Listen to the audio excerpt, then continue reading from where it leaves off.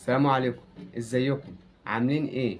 في البداية دايما اول ما بتتعرف على اي شخص فلازما تعرف هناك في بعض القواعد، فلازما عليك انك تحترمهم علشان تظهر شخصيتك.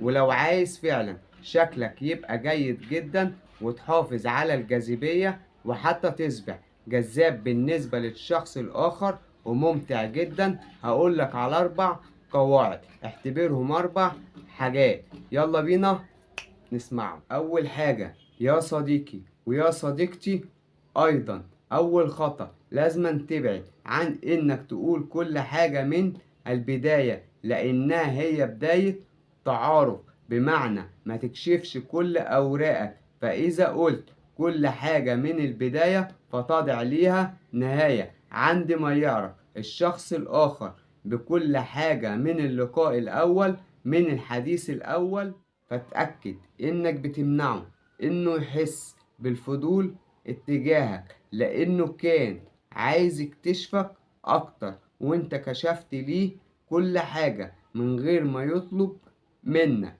دايما في البداية حاول تكشف عن نفسك الأساسيات بس، يعني اسمك، المكان اللي انت ساكن فيه، المكان اللي انت شغال فيه، دراستك، أي إن كان. وخصوصا الأسئلة اللي هيطرحها عليك الشخص الآخر أجب عليها، بس من غير ما تبالغ في الإجابة، من غير ما تديله تفاصيل كتير. ضعف بداية التعارف إنك حكيت كل حاجة، يعني خلصت الموضوع تماما، وحتى تظهر أمام الشخص الآخر إنك مندفع، إنك متهور، وده مش في صالحك إطلاقا ويفسد مظهرك الجيد والجذاب. الخطأ التاني اللي يمكن تقع فيه وأنا مش عايزك تقع فيه، إنك تكون مش حقيقي أبدا. بمعنى إنك تتعرف على الشخص الآخر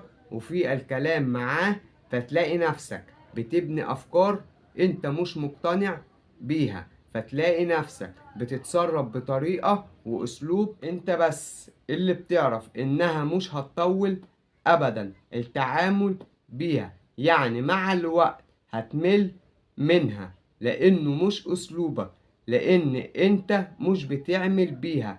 يعني هتلاقي نفسك بتقبل حاجات أنت في داخلك مش متقبلها إطلاقا. من المهم ما تحاولش إنك تتصنع شخصية معينة، ولكن تكون شخصيتك اللي بتتعامل بيها مع الشخص الآخر حتى في بداية التعارف شخصية حقيقية، لسبب بسيط، هو إنه مع الوقت هيكتشف الشخصية المزيفة. إنك اتعاملت معاه من البداية والشخص الآخر هيبدأ يحس إنك اتغيرت ومش هترجع زي الأول، هيبدأ يحس إنك بتخدعه، إنك بتخونه، بتكذب عليه. اتعامل دايما بشخصيتك الحقيقية، اتعلم دايما على تطوير شخصيتك. الخطأ الثالث هي فكرة إنك تسأله أسئلة تكشف نيتك أو تكشف هدفك. مثلا سؤال أنت مرتبط، أول ما بتسأل أي شخص من البداية أنت مرتبط، ده معناتها يعني أنت بتدور على شخص غير مرتبط، يعني أنت عايز ترتبط بيه. أو تسأله سؤال تاني من البداية، بتقبض كام في الشهر؟ تظهر في نظر الشخص الآخر إنك إنسان مادي وبتدور على شخص معاه مال. بعد الاقتراب اتجاهك بيبدأ تصنيفك ويحطك ضمن فئة معينة، لا إما فئة الأشخاص اللي بتدور على الارتباط، أما الشخص المادي يقيم الناس ويحكم على الآخرين.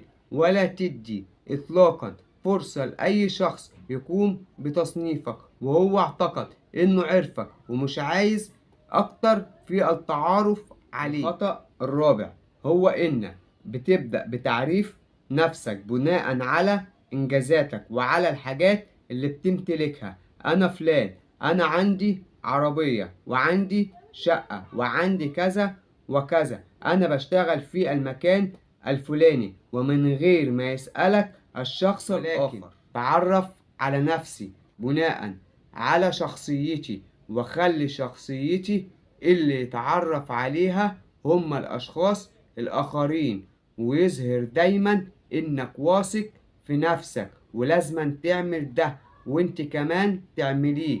ودايما الحاجة الوحيدة اللي تتباهى بيها هي شخصيتك. إذا كنت أول مرة تشوفني، الاشتراك بالقناة وتفعيل زر الجرس واللايك عشان يوصلك كل جديد. أشوفكم في الفيديو القادم.